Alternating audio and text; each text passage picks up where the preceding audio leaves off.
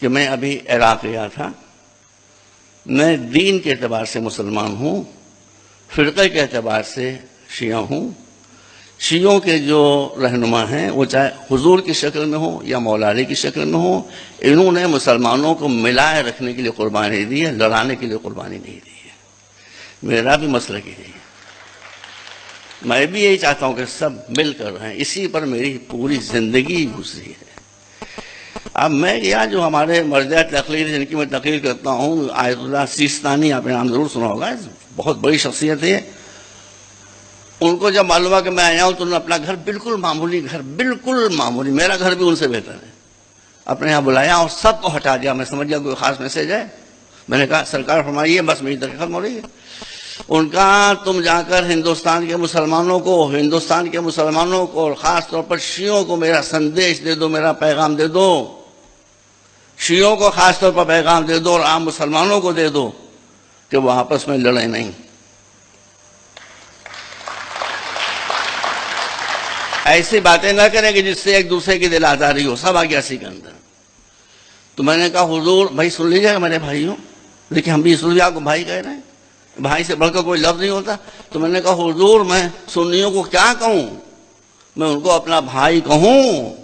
اور ان کا ہرگز نیور سنیوں کو اپنا بھائی نہ کہو، سنیوں کو اپنا بھائی نہ کہو، سنیوں کو اپنا بھائی. تو میں نے کہا پھر کیا کہوں؟ کہا بھائی نہ کہو، اپنی جان کہو.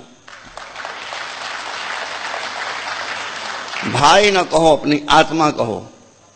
بھائی نہ کہو، اپنی روح کہو. یہی دیکھیے ان کے الفاظ ہیں کہ ان کے کاموں کو اپنے کاموں پر ترجیح دو، ان کی مشکلوں کو پہلے حل کرو، پھر اپنی مشکلوں کی طرف توجہ کرو.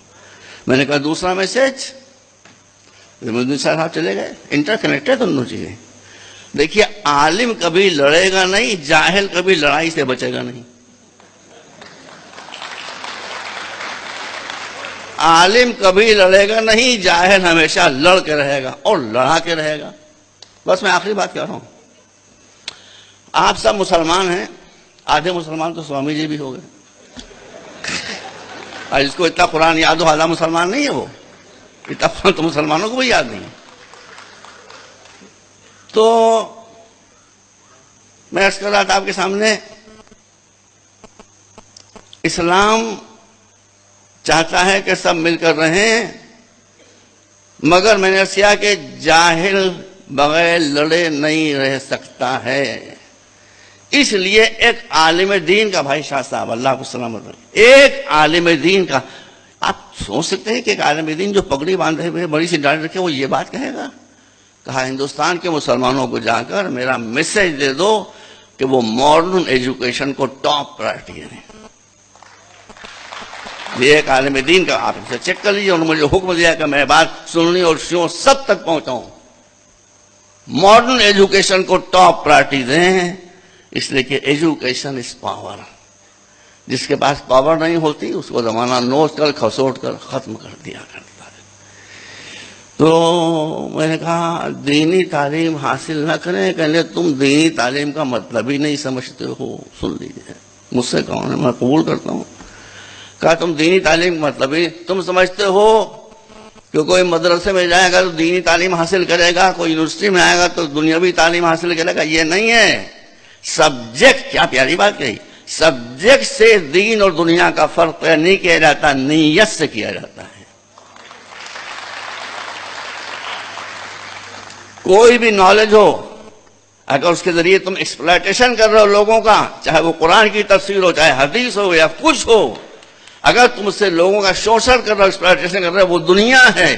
سائنس ہو، ٹیکنالوجی ہو، اس سے دنیا کی مصیبتیں دور کر رہے ہو تو دین ہے، دنیا نہیں. اس لیے میں نے اپنے مرجع تقریر کا پیغام آپ تک پہنچا دیا. میری آپ حضرات سے گزارش ہے ان دونوں باتوں کو یاد رکھیے، لڑنا بند کیجیے. یہ جو ہم کہہ رہے ہیں کہ شیعہ سنی ایک ہو جائیں، سوامی جی آپ کرپا کر کے ہماری بات سنیے. ہم شیعہ سنی ایک اس لیے تھوڑی کرنے کہ آپ سے لڑیں گے. آ کے آپ سے لڑنا ہوتا تو ہم آپ کو یہاں بٹھاتے کہاں جانے، آپ سے ملنے کے لیے. لیکن طاقتور بھی جب طاقتور ہوتا ہے کسی سے ملتا ہے تو دوسرا بھی اس کو گلے سے لگاتا ہے. اس لیے فرسٹ پرائرٹی یہ ہے کہ آپ سارے مسلمانوں میں ایکتا پیدا کریں، کسی کے اگینسٹ نہیں، بلکہ فرسٹ اسٹیپ ٹوارڈز ہندو مسلم یونیورسٹی، انٹرفیتھ.